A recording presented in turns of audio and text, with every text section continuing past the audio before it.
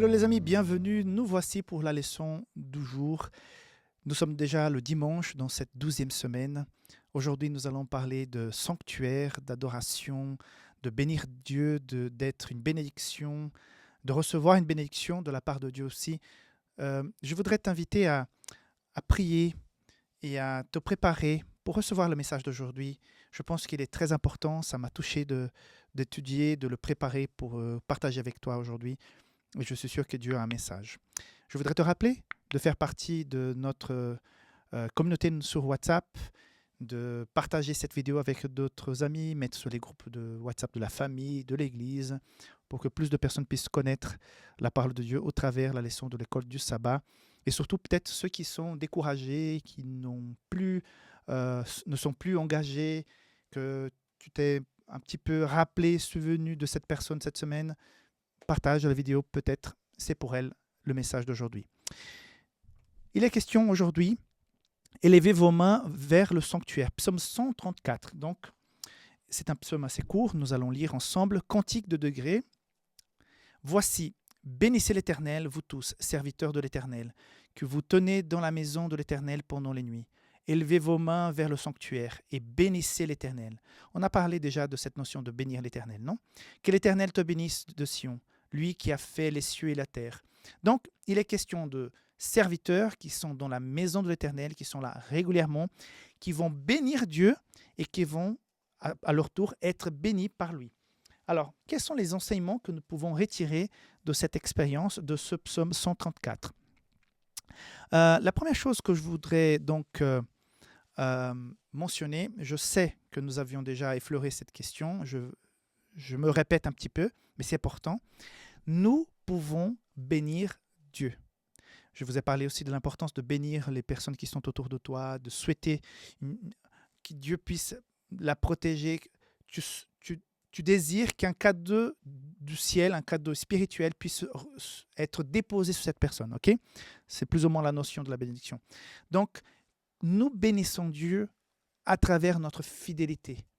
Nous bénissons Dieu quand nous allons au temple avec un cœur reconnaissant, peut-être un petit peu sale, mais en même temps attristé par cette tâche, attristé par cette condition, pour demander justement pardon, pour justement dire Seigneur, voici ce que je suis. Je ne suis pas mieux que ça, quoi. Mais je reconnais que j'ai besoin de toi. Ça, c'est bénir Dieu.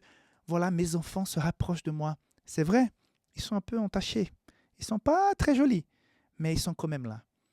Et par ma grâce, par ma présence, je vais changer cette situation. Vous vous rappelez cette image de Josué, le prophète, qui a les vestes sacerdotales qui sont toutes sales et que voilà, cet ange, Dieu qui vient et qui remet quelque chose de propre par-dessus, qui montre que voilà, quand on rentre dans la grâce, quand on rentre en relation avec Dieu, il y a ce manteau qui est mis sur nous, qui est blanc, qui est sans tache.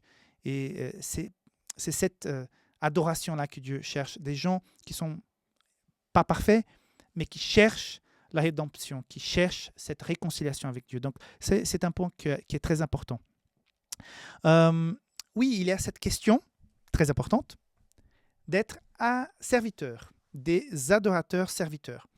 Je voudrais dire que le chrétien, quand il a une rencontre avec Christ, quand il a vécu quelque chose de fort avec Dieu, l'une des premières choses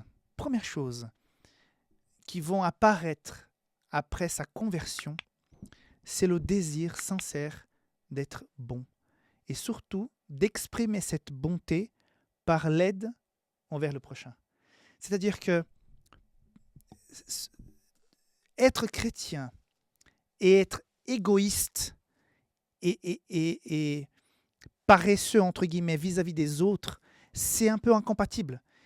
L'appel de Dieu, quand on vit cette conversion, c'est que nous puissions donner notre cœur à Jésus, mais qu'ensuite on puisse aller témoigner. Et le témoignage s'exprime à travers nos actions. Les actions ne nous sauvent pas. On est tout à fait d'accord. Les œuvres ne vont pas nous sauver. Mais montre-moi ta foi sans les œuvres, comme dit Jacques. C'est impossible. Donc, être serviteur, Il ne faut pas avoir peur de dire oh, serviteur de quoi, qui, comment. Oui, je suis un serviteur de l'Éternel et je sers Dieu. Et ce n'est pas humiliant, ce n'est pas petit, c'est un honneur de servir Dieu parce qu'il m'a sauvé, il est tout pour moi. Moi, je serais perdu sans lui, je serais sans avenir. Et il me donne la vie éternelle, il me donne le salut, la paix dans mon esprit. Mais je le sers et automatiquement, je sers les autres. Donc, Dieu nous invite, encore une fois, ce n'est pas une invitation. Dieu nous inspire, Dieu met dans notre cœur ce désir, si nous avons eu effectivement une rencontre forte avec lui, à aider, à faire en sorte que nous soyons cette Bible ouverte et pratique où les autres vont lire. Avant de toucher une Bible, les gens vont voir la Bible en toi, en moi. Donc, est-ce que nous sommes bons? Est-ce que nous sommes prêts à être à disposition pour pouvoir aider ceux qui ont effectivement besoin de nous? Combien de personnes sont venues à la fois parce qu'ils étaient touchés par des choses, un comportement aimable, des services rendus par des chrétiens? C'est une arme fatale à quelque part parce que dans le monde aujourd'hui, dans la société en général, les gens sont de plus en plus individualistes et égoïstes. Et tu viens casser la règle. Et les gens seront touchés de voir ça. Donc, l'invitation de la leçon d'aujourd'hui, de ce psaume, c'est qu'on puisse être des serviteurs de l'Éternel dans la maison du Seigneur. Non seulement pour rester là-dedans, mais pour sortir et vivre ça. Un autre point intéressant dans la leçon de ce dimanche, nous sommes appelés tous à être des pierres vivantes. Il y a ce verset, ces deux versets de 1 Pierre chapitre 2. Approchez-vous de lui, pierre vivante, rejetée par les hommes, mais choisie précieuse devant Dieu. Et vous-même, comme des pierres vivantes, édifiez-vous pour former une maison spirituelle, un saint sacerdoce, afin d'offrir des victimes spirituelles agréables à Dieu par Jésus-Christ. À quelque part, ces versets 4 et 5 de 1 Pierre 2, j'ai expliqué quand j'ai dit que nous étions une Bible ouverte pour les autres, une Bible vivante. Nous sommes cette maison de l'Éternel, bâtie sur cette pierre angulaire qui est Jésus. Après, nous sommes ces pierres vivantes qui allons former le temple.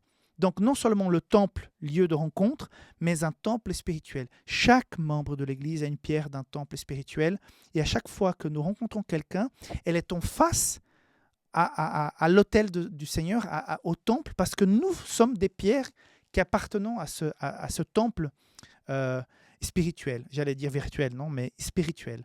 Donc, nous sommes invités à être des serviteurs en adoration et surtout des pierres vivantes d'un temple qui est éparpillé partout où nous allons pour représenter le caractère de Dieu. Donc, que tu puisses tendre ses mains vers le sanctuaire pour être des serviteurs et être une bénédiction pour ceux qui sont autour de toi. Voilà le résumé de cette leçon de dimanche.